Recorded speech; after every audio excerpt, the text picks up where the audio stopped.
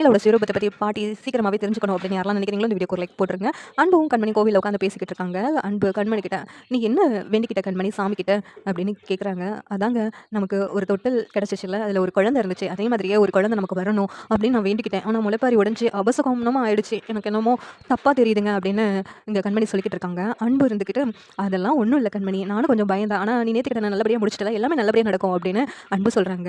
"நீங்க என்னங்க வேண்டிக்கிட்டீங்க?" அப்படின்னு சொல்லிட்டு கண்மணி கேட்குறாங்க. அன்பு இருந்துக்கிட்டு, "அத நான் இப்ப சொல்ல முடியாது. எல்லாம் உனக்காக தான் நான் வேண்டிக்கிட்டேன்." அப்படின்னு சொல்லிட்டு அன்பு சொல்லிக்கிட்டு இருக்காங்க. ஆனாலும் அன்புக்கு உள்ளுக்குள்ள ஒரு பயம் இருக்குது. நம்ம கண்மணிக்காக தான் வேண்டிக்கிட்டோம். ஆனா முளைப்பாரி இப்படி ஆயிடுச்சே, கண்மணிக்கு ஏதாவது ஆயிடுமா அப்படின்னு சொல்லி நீயும் இளமதியும் பேசிக்கிட்டு இருக்காங்க கொல்லைக்கரையில உட்காந்துட்டு.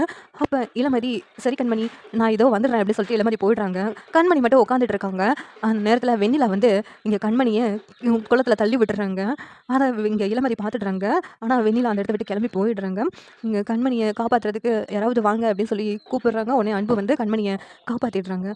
"கண்மணி உனக்கு ஒண்ணும் இல்லல்ல?" அப்படி சொல்லி கேட்கும்போது, "இல்லங்க, நான் இங்க உட்கார்ந்து தான் இருந்தேன். யாரோ என் பின்னாடி வந்து தள்ளி விட்ட மாரி இருந்துச்சு." அப்படின்னு சொல்லி சொல்றாங்க. நேரத்துல இளமதி, "நான் அவங்கள பார்த்தேன். உங்கள தள்ளி விட்டவங்கள." அப்படின்னு சொல்லிட்டு இளமதி சொன்னதும், "யார் தள்ளி விட்டா? அவங்கள பார்த்தா அவங்களால அடையாளம் காட்ட முடியுமா?" அப்படின்னு சொல்லிட்டு இங்க அன்பு கேட்குறாங்க.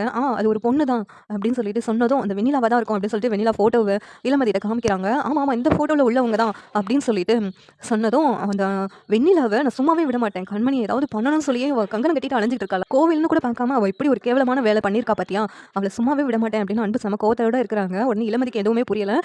கண்மணி யார் அவங்க அப்படின்னு சொல்லி கேட்கும்போது, அவங்க நடந்த கதையெல்லாம் சொல்றாங்க. அப்படியுமா இருப்பாங்க அப்படின்னு சொல்லிட்டு இளமதிக்கே ஷாக் ஆகுது. இந்த சீரியல் எப்படி இருந்தாலும் நல்லா இருக்கும் நீங்க நினைக்கிறீங்கன்னு கமெண்ட் பண்ணுங்க. இந்த வீடியோ பிடிச்சிருந்தா லைக் பண்ணுங்க, ஷேர் பண்ணுங்க, சப்ஸ்கிரைப் பண்ணுங்க. Thank you.